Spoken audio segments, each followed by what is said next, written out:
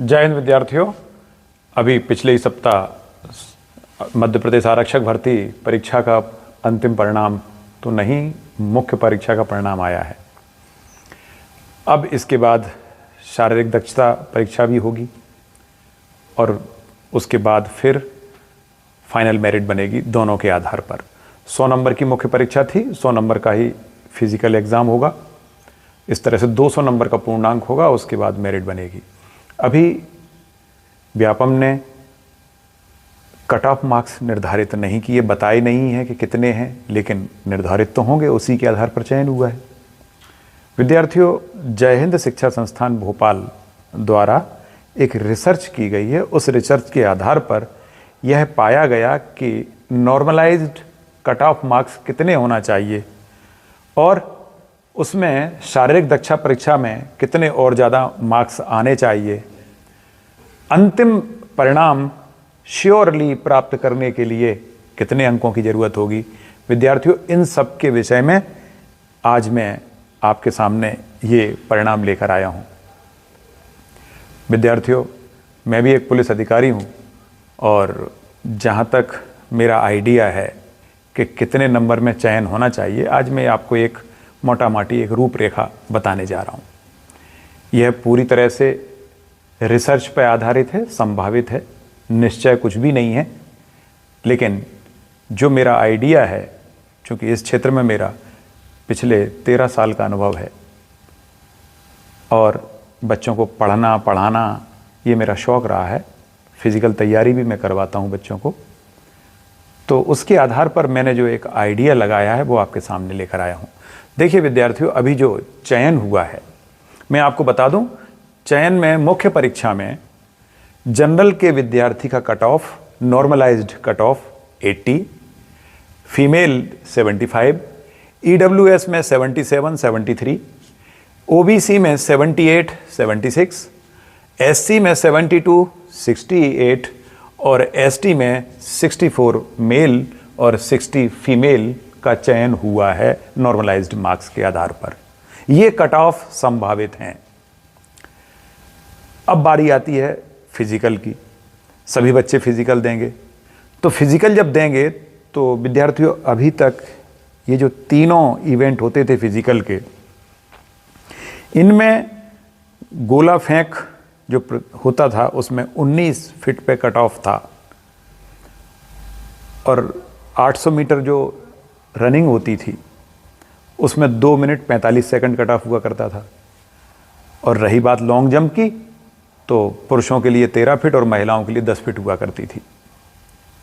इसी तरह से पुरुषों और महिलाओं के लिए गोला फेंक और आपका 800 मीटर का कट ऑफ वो अलग हुआ करता था। अब एक बात आप मान के चलिए कि अगर पुरुष और महिला के कट ऑफ मार्क्स मिलाए जाएं तो उनके नंबर कहां पर जाके सिमटते थे।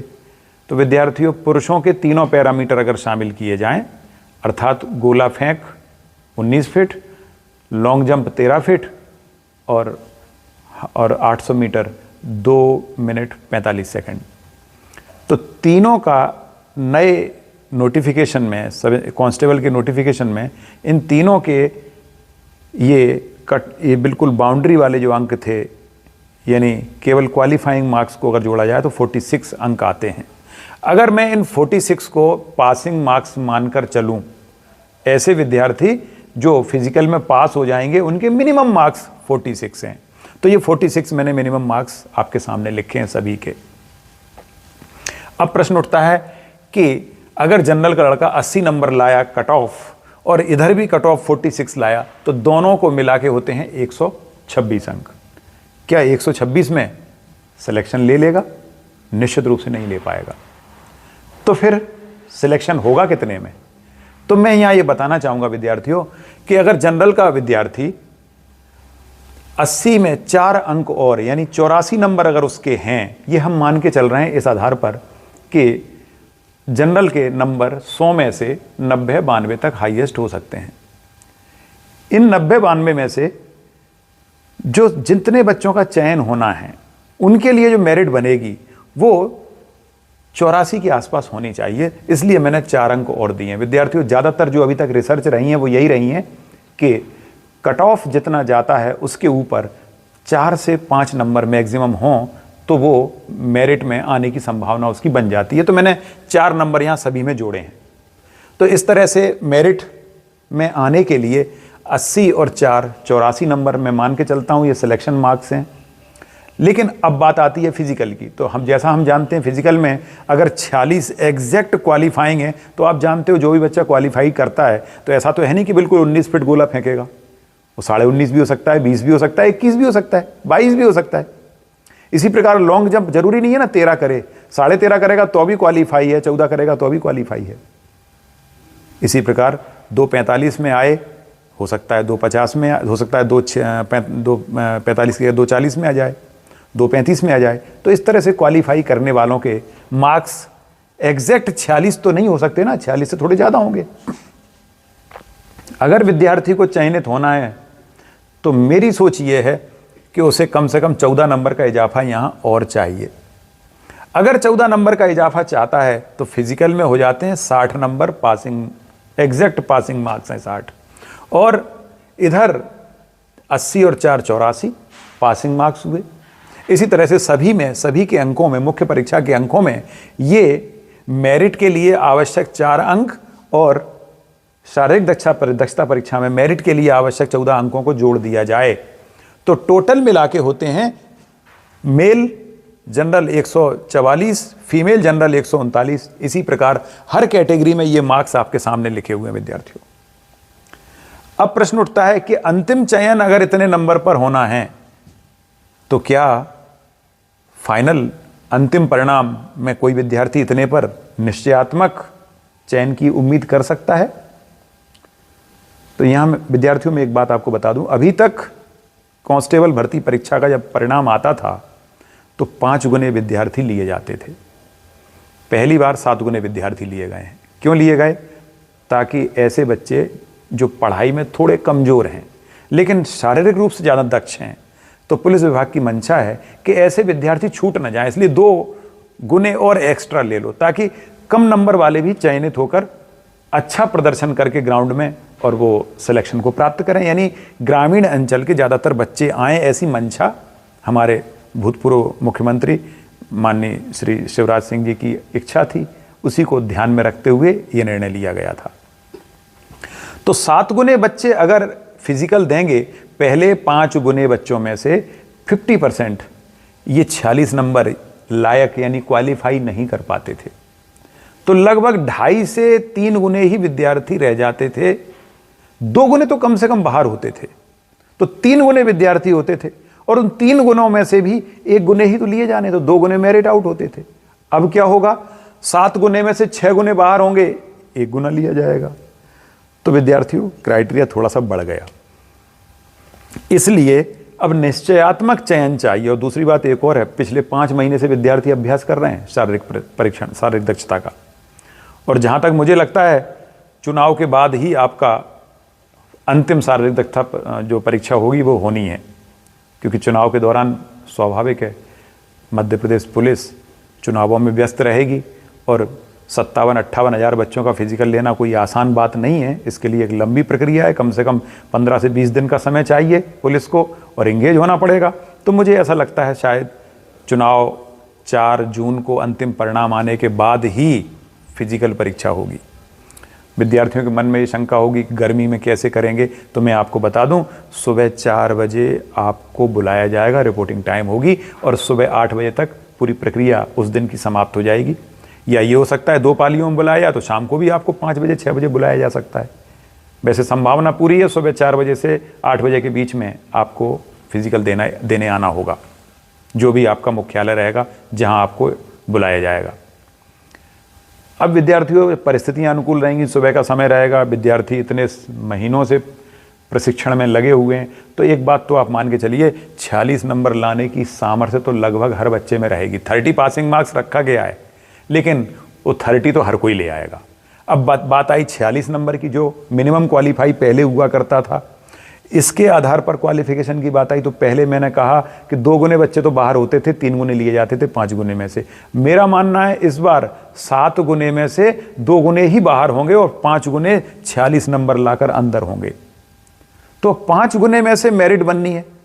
तो विद्यार्थियों, आप अंतिम चयन की उम्मीद तभी कर पाओगे जब कम से कम आप जो मैंने क्राइटेरिया दिया है इससे भी कुछ अंक और एक्स्ट्रा लाएं।